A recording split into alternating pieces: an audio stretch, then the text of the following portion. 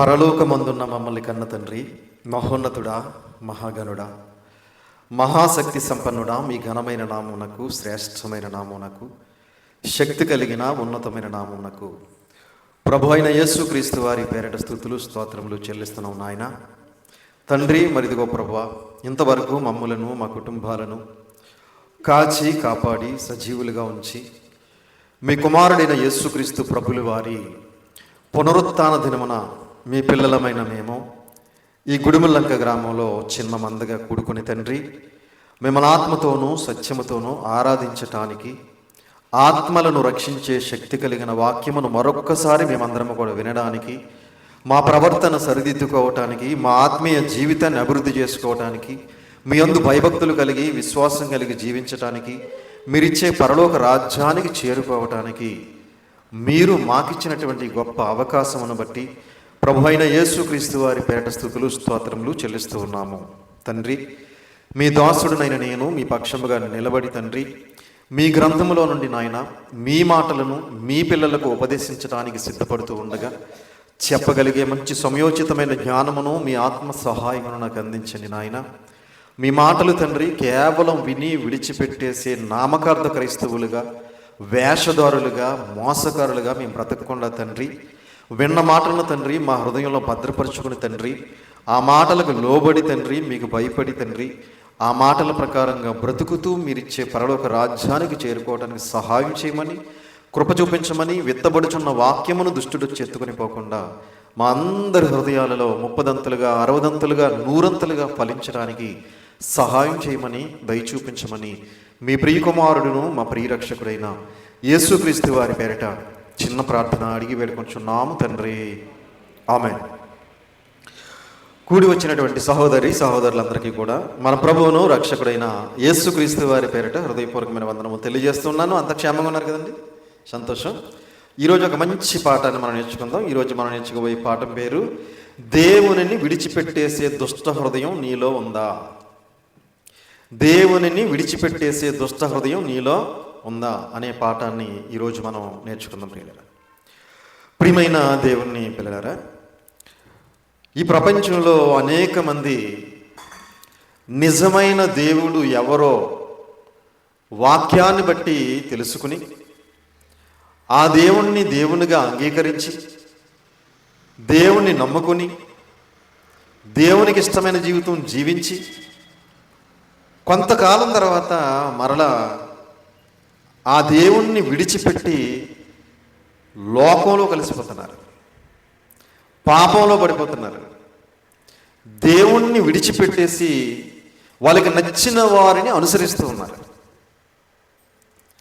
అప్పటి వరకు ఈయనే నిజమైన దేవుడు, ఈయనే సర్వశక్తి గల దేవుడు, ఈయనే బలవంతుడైన దేవుడు, ఈయనే ప్రపంచాన్ని కలిగించినటువంటి దేవుడు అని తెలుసుకుని ఆయన్ని ఆరాధించి, ఆయనను స్తుతించి, ఆయనను మహిమపరిచి, ఆయనను ఘనపరిచినటువంటి వారు సడన్గా ఎవరో చెప్పినటువంటి మాటలు విని, ఎక్కడో చదివినటువంటి కొన్ని పుస్తకాలు చదివి చాలామంది ఏమవుతున్నారంటే మరలా లోకంలో కలిసిపోతున్నారు, మరలా ఎవరెవరనో అనుసరిస్తూ ఉన్నారు. ప్రియులారా, క్రైస్తవ్యంలోకి వచ్చిన తర్వాత, క్రీస్తుని రక్షకుడిగా అంగీకరించిన తర్వాత, మారు మనసు పొందిన తర్వాత, బాప్తిసం తీసుకున్న తర్వాత కూడా చాలామంది మరలా ఏమైపోతున్నారంటే వెనక్కి తిరిగి వెళ్ళిపోతున్నారు.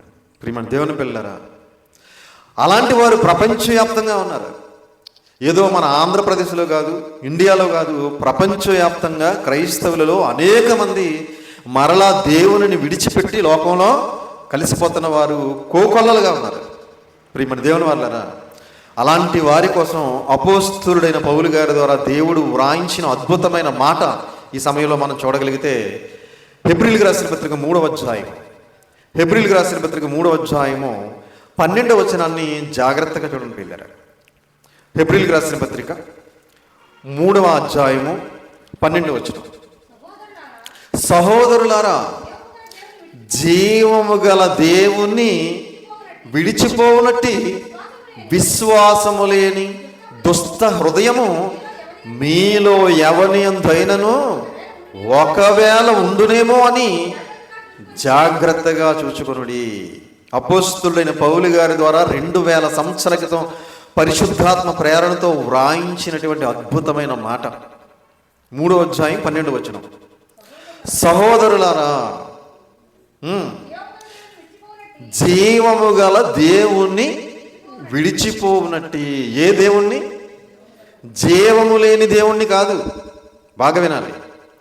జీవము గల దేవుణ్ణి, జీవితాన్ని ఇచ్చినటువంటి దేవుణ్ణి, నీకు నిత్య జీవాన్ని ఇచ్చే దేవుణ్ణి, సర్వాన్ని సమస్త మానవాళి కోసం సృష్టించిన సర్వశక్తి గల దేవుణ్ణి విడిచిపెట్టేసే దుష్ట హృదయం మీలో ఎవని ఎందైనా ఉందేమో జాగ్రత్తగా చూసుకోండి అని 2000 సంవత్సరాల క్రితం చెప్పినా జాగ్రత్త లేదండి ఈరోజు చాలామందికి. ప్రియమైన దేవుని పిల్లలారా, నాకు తెలిసిన వాళ్ళే చాలామంది దేవుణ్ణి విడిచిపెట్టి లోకంలో కలిసిపోయారు. ప్రియులారా, వేరే వేరే ఎవరెవరినో అనుసరిస్తున్నారు ఈరోజు చాలామంది. మరి ఏమైపోయింది? ఇంతవరకు ఉన్నటువంటి వాక్యం ఏమైపోయింది? ఇంతవరకు మరి మీరు ఎవరిని ఆరాధించారు? ఎవరిని నమ్మారు? ఎవరి యందు భయభక్తులు కలిగి బ్రతికారు? ఇవన్నీ మర్చిపోయి ఎవరో చెప్పినటువంటి మాటలు వింటున్నారు, ఎవరో రాసినటువంటి పుస్తకాలు చదివారు. అంతే, ఈ జీవము కలిగినటువంటి దేవుణ్ణి విడిచిపెట్టేసి ఏం చేస్తున్నారు? లోకంలో కలిసిపోతున్నారు. ప్రియమైన దేవుని పిల్లలు, అందుకే దుష్ట హృదయము అన్నాడు చూడండి. దుష్ట హృదయము ఇలా విడిచిపెట్టేసి వారందరికీ ఏ హృదయం ఉంది? మంచి హృదయం కాదు వీళ్ళది. వీళ్ళది ఒకవేళ మంచి హృదయం అయితే ఎక్కడుండేవారు? జీవము గల దేవుళ్ళలోనే ఉండేవారు. ఈరోజు జీవము గల దేవుణ్ణి విడిచిపెట్టి వెళ్ళిపోతున్నారు అంటే వారికి ఉన్న హృదయం ఏ హృదయం? దుష్ట హృదయం, అంటే దుష్టుని యొక్క హృదయం. ప్రియమైన దేవుని పిల్లలరా, దుష్ట హృదయం కలిగి ఉన్నారు వాళ్ళు. అందుకే వారికి దైవశక్తి ఏంటో అర్థం కాలేదు, దేవుని యొక్క సంకల్పం ఏంటో అర్థం కాలేదు. అందుకే ఈరోజు చాలామంది వెనక్కి వెళ్ళిపోతున్నారు. నాగట్టి మీద చెయ్యి వేసిన వాడు వెనక్కి తిరిగి చూడకూడదు అని చెప్పాడు యేసుక్రీస్తు వారు. చెప్పారా? అయినా సరే దేవుళ్ళలోకి వచ్చిన తర్వాత మళ్ళా వెనక్కి తిరిగి వెళ్ళిపోతున్నారు. ఒకప్పుడు లోతు గారి భార్య అదే చేసింది. వెనక్కి తిరిగి చూడొద్దు అని చెప్పినా ఆమె ఏం చేసింది? వెనక్కి తిరిగి చూసి ఉప్పు స్తంభంగా మారిపోయింది. ప్రియమైన దేవుడు అన్నారు. కనుక దుష్ట హృదయం ఎవరిలో ఉంటే వారు మాత్రమే వెనక్కి వెళ్ళిపోతారు.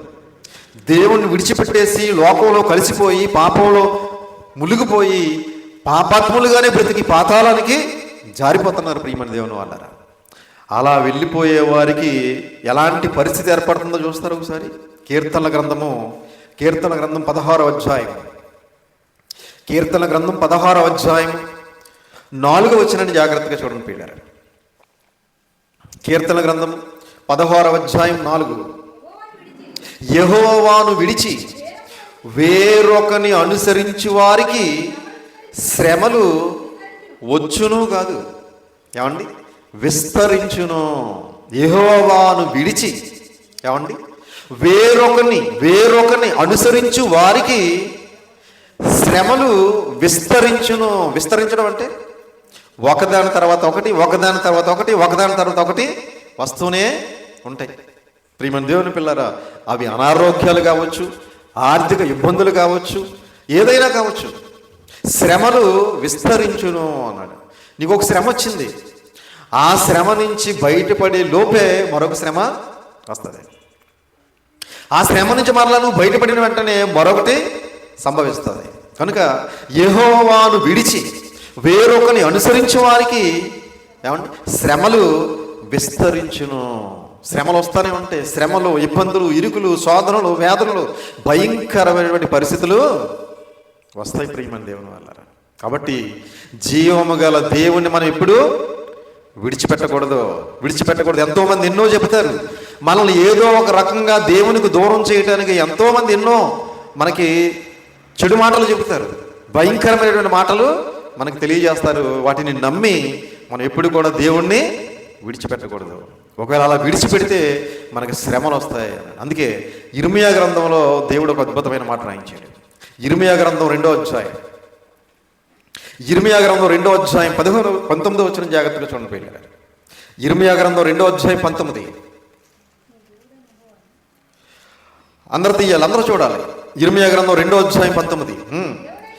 నీ దేవుడైన యెహోవాను విసర్జించుటయు, నీకు నా ఎడల భయభక్తులు లేకుండుటయు, బాధకును శ్రమకును కారణమగునని నీవు తెలుసుకొని గ్రహించినట్లు నీ చెడుతనము నిన్ను శిక్షించును, నీవు చేసిన ద్రోహము నిన్ను గద్దించునని ప్రభువును సైన్యములకు అధిపతియగు యెహోవా సెలవిచ్చుచున్నాడు. తీసిరా 2:19 ఇర్మియా గ్రంథం. అందరూ చూడాలి. నీ దేవుడైన యెహోవాను విసర్జించుటయు. ఒకవేళ దేవుడైన యెహోవాను విసర్జిస్తే, విడిచిపెట్టేస్తే, నీకు నా ఎడల భయభక్తులు లేకుండాటయు. భయము భక్తి ఒకవేళ దేవుడు అంటే లేకపోతే, బాధకును శ్రమకును కారణమగును. బాధకు శ్రమకు కారణమగును. ప్రియమైన దేవుని పిల్లరా, నువ్వు దేవుణ్ణి విడిచిపెట్టినా, దేవుని యందు భయభక్తులు కలిగి బ్రతకకపోయినా నీకు ఏమొస్తుంది అంటే నీకు బాధలు వస్తాయి, నీకు శ్రమలు వస్తాయని దేవుని వాక్యం సెలవిస్తూ ఉంది పిల్లలు. కనుక ఎట్టి పరిస్థితుల్లోనూ కూడా మనం దేవుణ్ణి విడిచిపెట్టకూడదు. అర్థమవుతుందా? నీకు ఎన్నో శ్రమలు రావచ్చు మామూలుగా సాతానుగాడి ద్వారా, నీకెన్నో ఇబ్బందులు రావచ్చు సాతానుగాడి ద్వారా, నీకెన్నో అనారోగ్యాలు రావచ్చు, నీకెన్నో భయంకరమైనటువంటి ఒడిదుడుకులు రావచ్చు. నీకు ఎలాంటి భయంకరమైనటువంటి రోగాలు వచ్చినా, కష్టాలు వచ్చినా, బాధలు వచ్చినా, ఇబ్బందులు వచ్చినా సరే నువ్వు జీవము గల దేవుణ్ణి విడిచిపెట్టకూడదు. ఏమండి? చావైనా సరే, ఏమండి, చావైనా సరే మనం ఆ దేవుణ్ణిలోనే ఉండాలి. మన విశ్వాసాన్ని విడిచిపెట్టకూడదు. మనల్ని పుట్టించిన దేవుణ్ణి కూడా మనం విడిచిపెట్టకూడదు. కానీ ఈరోజు చాలామంది విడిచిపెట్టేస్తున్నారు. ప్రియమైన దేవుని వాళ్ళారా, దేవుణ్ణి నమ్మిన తర్వాత, దేవునిలోనికి వచ్చిన తర్వాత, దేవునికి ఇష్టంగా జీవిస్తున్నప్పుడు మనకి ఎలాంటి పరిస్థితులు ఎదురైనా సరే మనం ఎప్పుడూ కూడా దేవుణ్ణి విడిచిపెట్టకూడదు. ఒకవేళ విడిచిపెడితే మనకి బాధలు శ్రమలు వస్తాయని దేవుని వాక్యం సెలవిస్తూ ఉంది. బాధలు శ్రమలు వచ్చినప్పుడు మళ్ళీ వీళ్ళు ఏం చేస్తారో తెలుసండి? వీళ్ళు మళ్ళీ ప్రార్థన చేయమంటారు. ఏమండి? వీళ్ళు మళ్ళీ అప్పుడు వస్తారు దేవుడి దగ్గరికి. బాధలు శ్రమలు వచ్చినప్పుడు, రోగాలు వచ్చినప్పుడు, కష్టాలు వచ్చినప్పుడు, ఇబ్బందులు వచ్చినప్పుడు అప్పుడు మరలా దేవుని సన్నిధికి వచ్చి మళ్ళీ ప్రార్థన చేయండి బాబు అంటారు. మా కోసం ప్రార్థన చేయండి. ఏమ్మా ఏం బాగోలేదండి బాబు, మాకు అన్ని బాధలే, ఇబ్బందులే. మరి నువ్వు దేవుణ్ణి విడిచిపెట్టేస్తావు, నువ్వు దేవుని సన్నిధికి రావట్లేదు, నువ్వు దేవునికి ఇష్టంగా బ్రతకట్లేదు, దేవుని యందు భయభక్తులు కలిగి బ్రతకనప్పుడు మరి నీకు బాధలు రాకపోతే, శ్రమలు రాకపోతే, ఇబ్బందులు రాకపోతే దీవెనలు ఆశీర్వాదాలు వస్తాయండి? ప్రియమైన దేవుని వాళ్ళరా, కనుక మరల వచ్చి ప్రార్థన చేయమంటారు. అప్పుడు దేవుడు వింటాడా? ఇశ్రాయేలీలు కూడా ఒకప్పుడు దేవుణ్ణి విసర్జించారు, దేవుణ్ణి విడిచిపెట్టేశారు. అలా విడిచిపెట్టేసినప్పుడు దేవుడు వారితో ఏమంటున్నాడు చూస్తారు ఒకసారి. న్యాయాధిపతుల గ్రంథం 10వ అధ్యాయం, న్యాయాధిపతుల గ్రంథం 10వ అధ్యాయము 13 వచనము 14 వచనం జాగ్రత్తగా చూడండి. న్యాయాధిపతుల గ్రంథం 10వ అధ్యాయం 13, 14 వచనాలు అందరు తీయాలి, అందరూ చూడాలి. అయితే మీరు నన్ను విసర్జించి నేను ఎకను మిమ్మల్ని రక్షింపను, పోయి మీరు కోరుకొనిన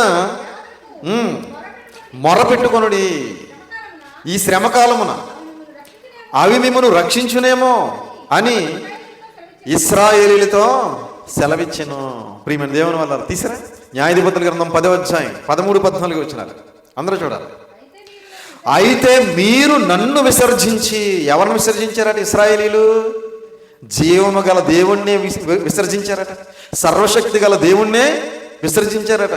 ప్రియమైన దేవుని పిల్లరా, ఏమండి, బుద్ధి జ్ఞానము ఉన్నవాడు ఎవడైనా దేవుని విసర్జిస్తాడండి? ఏమండి, వారి కళ్ళ ముందు ఎన్ని చేశాడండి వాళ్ళకి, ఇశ్రాయేలీలకి. ఇంకా మన కళ్ళ ముందు ఏం చేయలేదు దేవుడు మనకి, అవునా?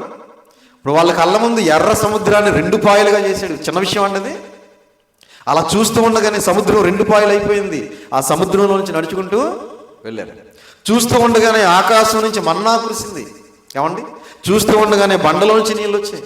ఇలాంటి అద్భుతాలు, సూచక్రియలు, మహత్కార్యాలు కళ్ళ ముందు ఎన్నో చేసినప్పటికీ వాళ్ళు ఏం చేశారట? యెహోవాను విసర్జించారట. అందుకే అంటున్నాడు చూడండి, అయితే మీరు నన్ను విసర్జించి నేను ఎకను మిమ్మను రక్షింపను. ఇక మీద మిమ్మల్ని రక్షింపను. ఏమంటే రక్షిస్తాడండి? మనం దేవుణ్ణి గనక విసర్జిస్తే దేవుడు మనల్ని రక్షిస్తాడా? రక్షించడు. అందుకే నేను మిమ్మల్ని రక్షించను, పోయి మీరు కోరుకొనినా మొరపెట్టుకోండి. మీరు ఎవరికైతే మొక్కుకున్నారో, ఎవరినైతే మీరు పూజించారో, ఎవరినైతే మీరు ఆరాధించారో వాళ్ళకే మొరపెట్టుకోండి, వాళ్ళకే మీరు ప్రార్థన చేసుకోండి అంటున్నాడు. ప్రియమైన దేవుని పిల్లరా, దేవుడు ఆయనలో ఉంటండి ఆయన జాగ్రత్తగా కాపాడుతాడండి మనల్ని. మనం ఒకవేళ 2 పడవల మీద ప్రయాణం చేసామనుకోండి, దేవుడు మనల్ని కాపాడండి. కొంతమంది క్రైస్తవులలోనే ఏమండి ఇటొక అడుగు అటొక అడుగు, ఇటొక అడుగు ఏంటిది ఏమండి? ప్రియమైన దేవుని వాళ్ళరా, ఉంటే నువ్వు ఇటుండు లేకపోతే అటుండు అన్నాడు దేవుడు. డబల్ గేమ్ ఆడొద్దు అన్నాడు. ఏమన్నాడు? నువ్వు వెచ్చగా ఉండు లేదా చల్లగా ఉండు, నులివెచ్చగా మాత్రం ఉండొద్దు అన్నాడు. అంటే నువ్వు డబల్ గేమ్ ఆడొద్దు అన్నారు. మన వాళ్ళు డబల్ గేమ్లు ఏంటి, 3 గేములు, 4 గేములు, ఎన్ని గేములైనా ఆడతారు మన వాళ్ళు. ఏమండి?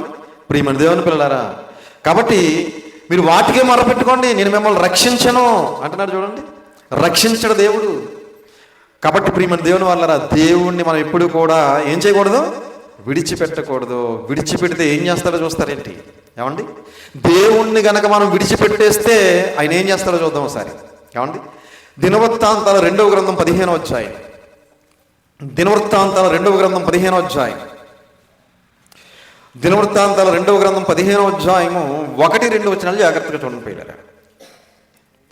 దినవృత్తాంతాల 2వ గ్రంథం 15వ అధ్యాయం 1-2. ఆ కాలమున దేవుని ఆత్మ ఓబేదు కుమారుడైన అజర్యా మీదకి రాగా అతడు ఆసాను ఎదుర్కొనబోయి ఎలాగూ ప్రకటించెను. ఆస, యోధావారులారా, బెన్యమీనీయులారా, మీరందరూ నా మాట వినుడి, మీరందరూ నా మాట వినుడి. మీరు యెహోవా పక్షపు వారైన యెడల ఆయన మీ పక్షమున ఉండును. మీరు ఆయన యొద్ద విచారణ చేసిన యెడల ఆయన మీకు ప్రత్యక్షమగును. మీరు ఆయనను విసర్జించిన యెడల ఆయన మిమ్మును విసర్జించును. తీసారా? దినవృత్తాంతాల 2వ గ్రంథం 15వ అధ్యాయం 2వ వచనం మరలా చూద్దాం. ఆస, యోధావారులారా, బెన్యమీను వారులారా, మీరందరూ నా మాట వినుడి. మీరు యెహోవా పక్షపు వారైన యెడల ఆయన మీ పక్షమున ఉండును. మీరు ఆయన యొద్ద విచారణ చేసిన యెడల ఆయన మీకు ప్రత్యక్షమగును. మీరు ఆయనను విసర్జించిన యెడల ఆయన మిమ్మను విసర్జించును. ఒకవేళ దేవుణ్ణి మీరు విడిచిపెట్టేస్తారా, అయితే దేవుడు కూడా మిమ్మల్ని అందరినీ విడిచిపెట్టేస్తాడు అని చెప్తున్నాడు. ఒకవేళ దేవుణ్ణి మనం విడిచిపెట్టేస్తే దేవుడు కూడా మనల్ని విడిచిపెట్టేస్తాడు అని చెప్పి దేవుని వాక్యం సెలవిస్తూ ఉంది. మీరు విన్నారో లేదో, ఒక పాట ఈ మధ్యకాలంలో చాలా చోట్ల విన్నాను నేను.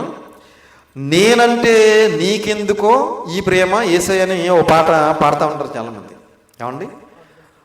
ఆ పాటలో ఏమండి ఒక చరణం ఎలా ఉంటుందంటే, నేను నిన్ను మరిచిపోయినా కానీ నువ్వు నన్ను మర్చిపోవు, నేను నిన్ను విడిచిపెట్టేసినా కానీ నువ్వు నన్ను విడిచిపెట్టవు అనే చరణం ఉంటుంది అందులో. మీరు విన్నారో లేదో, పాడారు ఎప్పుడైనా?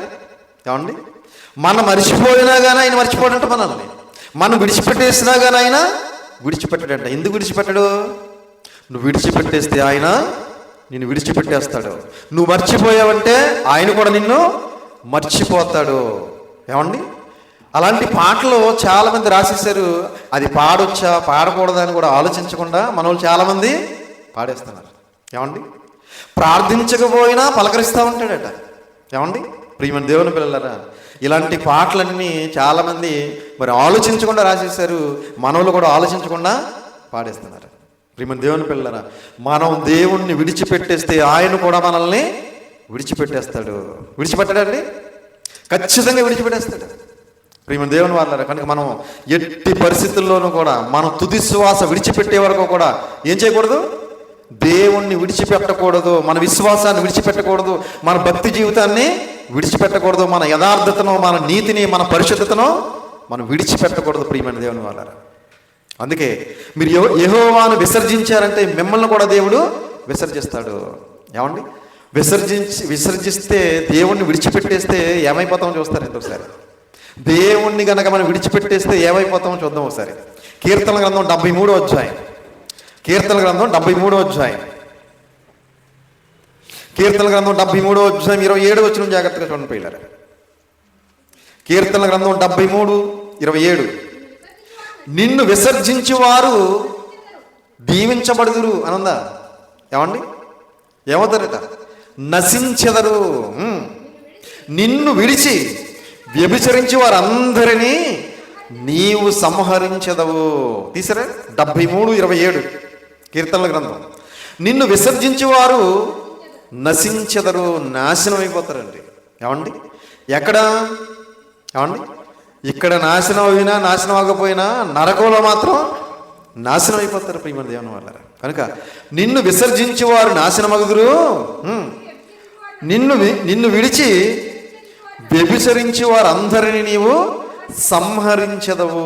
ప్రియమైన దేవుని వల్లరా, నిన్ను విడిచి వ్యభిచరించి వారందరినీ నీవు సంహరించదవు. దేవుణ్ణి విడిచి ఏం చేస్తున్నారు చాలామంది ఈరోజు?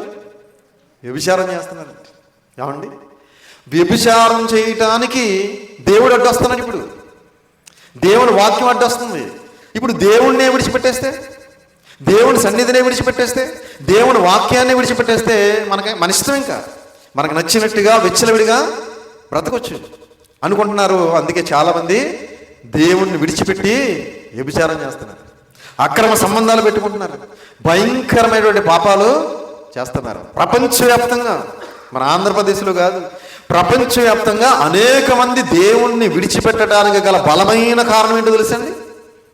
పాపం చేయటం ఉండదు దేవుళ్ళలో ఉంటే. అది దైవ సేవకుల ద్వారా దేవుడు ఏదో ఒక రూపంలో గద్దిస్తూ ఉంటాడు, బుద్ధి చెబుతూ ఉంటాడు, ఖండిస్తూ ఉంటాడు. వీళ్ళకి ఎలా ఉంటుంది అప్పుడు? ఏమండి? చాలా ఇబ్బందిగా ఉంటుంది తెలుసండి. పాపం చేసేవాడికి వాక్యం వింటున్నప్పుడు ఎలా ఉంటుందో తెలుసండి? చాలా బాధపడిపోతూ ఉంటాడు. నా కోసమే అనుకుంటూ ఉంటాడు లోపల. అదే దేవుని సన్నిధికి రాకపోతే ఇంకెవరు అడిగే వాళ్ళు ఉండరు కదా. ఈరోజు అదే పరిస్థితి. చాలామంది ఈ అక్రమ సంబంధాలు పెట్టుకుని, ఏమండి, ఇటు దేవుళ్ళలో ఉండలేక అటు పాపాన్ని విడిచిపెట్టలేక ఏం చేస్తున్నారంటే దేవుణ్ణి విడిచిపెట్టేద్దాం. దేవుణ్ణి విడిచిపెట్టేస్తే విచ్చలవిడిగా బ్రతకొచ్చు, హ్యాపీగా పాపం చేసుకోవచ్చని ఈరోజు భయంకరంగా పాపం చేస్తున్నారు దేవుణ్ణి విడిచిపెట్టేసి. ఏమండి? ఎందుకంటే వీళ్ళకి పాపం ముఖ్యం, పరలోకం ముఖ్యం కాదు వీళ్ళకి. ఏమండి? పరలోకం అప్పుడు చూద్దాంలే, చచ్చిపోయే ముందు బ్రతిమలు వేసుకుందాం. ఏమండి? చచ్చిపోయే ముందు ప్రార్థన చేసేసుకుని దేవుని బ్రతిమలు వేసుకుంటే ఆయన క్షమించే దేవుడు అని ఉంది కదా. ఏమండి? ఆయన కనికరమ గల దేవుడు అని రాయబడింది కదా, కరుణించే దేవుడు అని రాయబడింది కదా. కాబట్టి కరుణించేస్తాడు, క్షమించేస్తాడు, పరలోకం వెళ్ళిపోవచ్చు లాస్ట్లో అనుకుంటున్నారు చాలామంది. ప్రియమైన దేవుని వలన అంత తింగరోడండి దేవుడు. ఏమండి? వయసులో ఉండగా ఆరోగ్యం ఉందని, అందం ఉందని, అవయవాలని చక్కగా పనిచేస్తున్నాయని నీకు నచ్చినట్టుగా విచ్చలవిడిగా పాపాల మీద పాపాలు, తప్పుల మీద తప్పులు చేస్తూ అక్రమ సంబంధాలు పెట్టుకుని భయంకరమైన కార్యక్రమాలు చేసి బ్రతికేస్తే చచ్చిపోయే ముందు నిన్ను క్షమించేసి రాబాబు అని పరలోకం ఇచ్చేస్తాడా? ఏమంటే అంతమాయకుడా దేవుడు? ప్రియమైన దేవుని వాళ్ళరా, ఊపిరిచ్చిన వాడు ఊరుకోడు. ప్రియమైన దేవుని వాళ్ళరా, ఊపిరి ఆగిన వెంటనే ఎక్కడికి పంపిస్తారో తెలుసా? ఏమండి? నిత్యాగ్ని దండనకు పంపిస్తాడు. కనుక మనం ఎప్పుడూ కూడా దేవుణ్ణి విడిచిపెట్టకూడదు. ఈరోజు చాలామంది ఈ మెసేజ్ ద్వారా తెలుసుకోవాల్సింది ఏంటంటే, మనం ఎప్పుడూ కూడా మనం చేసే పాపాల కోసం, మనం చేసే భయంకరమైనటువంటి ఘోరాలు నేరాల కోసం జీవం గల దేవుణ్ణి విడిచిపెట్టకూడదు. అందుకే నిన్ను విడిచి వ్యభిచరించి వారు అందరినీ నువ్వేం చేస్తావు? సంహరించదవు. సంహరిస్తాడు దేవుడు, చంపేస్తాడు దేవుడు. ఏమండి? అలాగే ఉంటావు రోజు, ఎప్పుడు ఇలాగే ఉంటుంది అనుకుంటున్నారు చాలామంది. ఎప్పుడు ఇలాగే ఉండదు. కాబట్టి ప్రియమైన దేవుని వాళ్ళరా, దేవుని ఉగ్రత ఏదో ఒక రోజు మన మీద కుమ్మరిస్తాడు. అప్పుడు మనం బ్రతికి బట్ట కట్టే అవకాశం ఉండదు. ప్రియమైన దేవుని వాళ్ళరా, నిత్యాగ్ని దండంలో కలకాలం కాలిపోవాలి అక్కడ. ఏమండి? అది ఒక వారం రోజులో, ఒక నెల రోజులో, ఒక సంవత్సరం ఉండేది కాదు, అది నిత్యం ఉండేది. అందుకే నిత్యాగ్ని అన్నాడు. నిత్య జీవము, నిత్య నరకం అన్నాడు. నిత్య జీవం అంటే నిత్యము ఉండేది, నిత్య నరకం అంటే నిత్యం ఉండేది. కనుక అందులో పడేసిన తర్వాత కొంతకాలం తర్వాత జాలిపడి మరలా బయటికి తీసేసే అవకాశాలు ఏమీ ఉండవు. వెళ్తమే లోపలికి, బయటికి రావటం అంటూ ఉండదు. ఇక్కడ జైలుకి వెళ్తే బెయిల్ మీద రావచ్చు. ఏమండి? రాలేమండి? మర్డర్లు చేసిన వాళ్ళు కూడా బెయిల్ మీద బయట తిరుగుతున్నారు ఇప్పుడు. కానీ ఒక్కసారి నరకానికి వెళితే మరలా బయటికి రాలేం ప్రియమైన దేవుని వాళ్ళరా. అందుకే నిన్ను విడిచి వ్యభిచరించి వారందరినీ నీవు సంహరించుదు అన్నాడు. అందుకే యెషయా గ్రంథంలో మరొక మంచి మాట చెప్పాడు చూడండి. యెషయా గ్రంథం 1వ అధ్యాయం, యెషయా గ్రంథం 1వ అధ్యాయం 28. యెషయా గ్రంథం 1వ అధ్యాయం 28. అతిక్రమము చేయువారును పాపులను విశేషముగా నాశనమగుదురు, యెహోవాను విసర్జించి వారు లయమగుదురు. ప్రియమైన దేవుని వాళ్ళ 1:28 అందరూ చూడాలి. అతిక్రమము చేయువారును పాపులను విశేషముగా నాశనమగుదురు. అతిక్రమాలు చేసేవాళ్ళు, పాపాలు చేసేవారు ఏమవుతారట? విశేషముగా నాశనమైపోతారు. యెహోవాను విసర్జించే వారు లయమగుదురు. యెహోవాను విసర్జించేవారు అందరూ లయం. ఏమండి, యేసుక్రీస్తు వారి రాకడలో పంచభూతాలు ఏమైపోతాయి? మిక్కటమైన వేండ్రముతో లయమైపోవును రాయబడింది. పేతురు గారు రాసిన 2వ పత్రిక 3వ అధ్యాయంలో. ఏమండి, పంచభూతాలు మిక్కటమైన వేండ్రంతో లయమైపోతాయండి, మొత్తం నాశనం అయిపోతాయి అన్నమాట. ఏమండి, అలాగే యెహోవాను విసర్జించే వారు కూడా ఏమైపోతారు? లయమైపోతారు. కాబట్టి ప్రియమైన దేవుని పిల్లరా, మనం అందరము లయమైపోకుండా ఉండాలంటే, మనం నిత్యము దేవుడున్న లోకంలో దేవునితో కలకాలము ఉండాలంటే మనం ఏం చేయాలి? దేవుణ్ణి ఎట్టి పరిస్థితుల్లోనూ విడిచిపెట్టకూడదు. ప్రాణాన్నైనా విడిచిపెట్టేయచ్చు, కానీ దేవుణ్ణి మాత్రం విడిచిపెట్టకూడదు. పోతే పోతుంది ప్రాణం, ఎప్పుడైనా పోయేది ఇది. దీన్ని ఎవడో ఆపలేడు. ఆపగలడండి? ప్రియమైన దేవుని పిల్లల, ఏదో ఒక రోజు ఖచ్చితంగా మనం ప్రాణాన్ని విడిచిపెట్టేయాలి. మన బంధువులను విడిచిపెట్టేయాలి, మన భార్యను విడిచిపెట్టేయాలి, భర్తను విడిచిపెట్టేయాలి, పిల్లలను విడిచిపెట్టేయాలి, ఆస్తులు అంతస్తులు అన్నీ విడిచిపెట్టేయాలి. అన్నీ విడిచిపెట్టేసినా పర్వాలేదు, కానీ దేవుణ్ణి మాత్రం మనం విడిచిపెట్టకూడదు. ఏమండి, దేవుణ్ణి ఎవరు విడిచిపెడతారో చూస్తారేంటి? చూసి ముగించుకుంటాం. సామెతల గ్రంథం 1వ అధ్యాయం, సామెతల గ్రంథం 1వ అధ్యాయం 32. సామెతల గ్రంథం 1వ అధ్యాయం 32. జ్ఞానము లేని వారు దేవుని విసర్జించి నాశనమగుదురు, బుద్ధిహీనులు క్షేమము కలిగినదని మైమరచి నిర్మూలమగుదురు. ప్రియమైన దేవుని పిల్లరా, ఎవరు విడిచిపెడతారట? జ్ఞానము లేని వారు. ఏమండి, జ్ఞానం లేదు వీళ్ళకి. దేవుణ్ణి ఎందుకు విడిచిపెట్టాలి అసలు మనం? ఏమండి, జ్ఞానం లేదు వీళ్ళకి. అందుకే జ్ఞానం లేని వారు దేవుని విసర్జించి నాశనమగుదురు. ప్రియమైన దేవుని పిల్లరా, ఏ జ్ఞానం? దైవ జ్ఞానం లేదు వీళ్ళకి. లోక జ్ఞానం ఉంది, దైవ జ్ఞానం లేదు. అందుకే జ్ఞానము లేనివాడు దేవుని విసర్జించి నాశనమగుదురు. ప్రియమైన దేవుని పిల్లరా, జ్ఞానం ఉండాలి. ఏ జ్ఞానం? దైవ జ్ఞానం. దైవ గ్రంథంలో దేవుడు వ్రాయించినటువంటి, ప్రపంచ మానవాళి కోసం వ్రాయించినటువంటి మహోన్నతమైన ఈ జ్ఞానం ప్రతి మనిషికి ఉండాలి. ప్రతి క్రైస్తవుడికి, ప్రతి క్రైస్తవురాలకి ఉండాలి ఈ జ్ఞానం. ఈ జ్ఞానం లేకపోతే దేవుణ్ణి విసర్జించే అవకాశం ఉంది ప్రియమైన దేవుని వాళ్ళ. కనుక జ్ఞానం లేని వారు దేవుని విసర్జించి నాశనమగుదురు, బుద్ధిహీనులు క్షేమము కలిగినదని మైమరిచి నిర్మూలమగుదురు. బుద్ధిహీనులు ఏం చేస్తారట? క్షేమం కలిగిందనే సంగతిని మైమరిచిపోయి ఏమండి నిర్మూలమగుదురు. జ్ఞానం ఉండాలి, బుద్ధి ఉండాలి, వివేకం ఉండాలి, తెలివి ఉండాలి. ఇవన్నీ జంతువులకు లేవు, ఉన్నాయండి? 83 లక్షల జీవరాశుల్లో దేనికి జ్ఞానం లేదు, బుద్ధి లేదు, వివేకం లేదు. దేవుడు జ్ఞానాన్ని, బుద్ధిని, వివేకాన్ని, తెలివిని ఎవరికి అనుగ్రహించాడు? దేవుని పోలికతో, దేవుని స్వరూపంతో పుట్టిన మానవుడికి అనుగ్రహిస్తే ఈరోజు ఆ జ్ఞానం లేకుండా అజ్ఞానులుగా బ్రతుకుతున్నారు ఈరోజు చాలామంది. అవివేకులుగా బ్రతుకుతున్నారు చాలామంది. బుద్ధిహీనులుగా బ్రతుకుతున్నారు. జీవము గల దేవుణ్ణి విడిచిపెట్టేసే దుష్ట హృదయం కలిగి బ్రతుకుతున్నారు ప్రియమైన దేవుని వాళ్ళారా. కనుక మనం అందరము కూడా జీవము గల దేవుణ్ణి విడిచిపెట్టేసే దుష్ట హృదయం మనలో ఎవరిలోనూ కూడా ఉండకుండా మనందరము కూడా విశ్వాసం కలిగి బ్రతకాలి. ఎందుకంటే విశ్వాసం లేని దుష్ట హృదయం మీలో ఎవరి యందు ఉందేమో జాగ్రత్తగా చూసుకోవాలి. మనందరం కూడా ఎన్నో చూసుకుంటూ ఉంటాం. ఊరు వెళ్తున్నప్పుడు బ్యాగ్ ఉందా లేదా, పర్స్ ఉందా లేదా, మెల్ల గొలుసు ఉందా లేదా, చేతిలో ఉంగరం ఉందా లేదా, అన్నీ చూసుకుంటాం, అవునా? కానీ నాకు విశ్వాసం ఉందా లేదా, జీవము గల దేవుణ్ణి విడిచిపెట్టేసే దుష్ట హృదయం నాలో ఉందేమో అని జాగ్రత్తగా చూసుకోవాలి ప్రియమైన దేవుని పిల్లరా. కాబట్టి జాగ్రత్తగా మనం బ్రతికి, నమ్మకంగా బ్రతికి, విశ్వాసంగా బ్రతికి, భక్తి కలిగి బ్రతికి, భయం కలిగి బ్రతికి దేవుడిచ్చే పరలోక రాజ్యానికి వారసులు ఉందామండి. తలలు వంచండి, ప్రార్థన చేసుకుందాం. ప్రార్థన. పరలోకమందున్న మమ్మల్ని కన్న తండ్రి, దయగలిగిన మా దేవ, కృప కలిగిన మా తండ్రి, మీ ఘనమైన నామమునకు, శ్రేష్టమైన నామమునకు, ఉన్నతమైన నామమునకు, శక్తి కలిగిన నామమునకు ప్రభు అయిన యేసుక్రీస్తు వారి పేరిట స్తుతులు స్తోత్రములు చెల్లిస్తున్నాం నాయన. తండ్రి, మరి ఇప్పటి వరకు మీ పరిశుద్ధ గ్రంథంలో నుండి మీ దాసుడిగా, మీ సేవకుడిగా మీ పిల్లలకు మీ మాటలు తెలియజేస్తాను నాయన. మీ పిల్లలందరూ విన్నారు. విని విడిచిపెట్టి ఈ లోకంలో కొట్టుకుని పోయేవారిగా ఉండకుండా తండ్రి, మీ మాటలను పట్టుదలతో పట్టుకుని తమ హృదయం అనే పలక మీద వ్రాసుకుని తండ్రి, ఆ మాటలకు లోబడి మీకు భయపడి మిగిలిన మా శాస జీవితం అంతా కూడా వాక్యానుసారంగా, ఆత్మానుసారంగా, పరిశుద్ధులుగా, పవిత్రులుగా, యథార్థవంతులుగా, నీతిమంతులుగా జీవించి తండ్రి, మీరు ఇచ్చే పరలోక రాజ్యానికి మేము అందరం చేరుకోవడానికి సహాయం చేయమని, కృప చూపించమని, దయ చూపించమని, మీ కృపలో మమ్మల్ని అందరినీ భద్రపరిచి కాచి కాపాడమని మీ ప్రియ కుమారుడును మా ప్రియ రక్షకుడైన యేసుక్రీస్తు వారి పేరిట చిన్న ప్రార్థన అడిగి వేడుకొంచున్నాము తండ్రి. ఆమేన్. అందరికీ వందనాలు.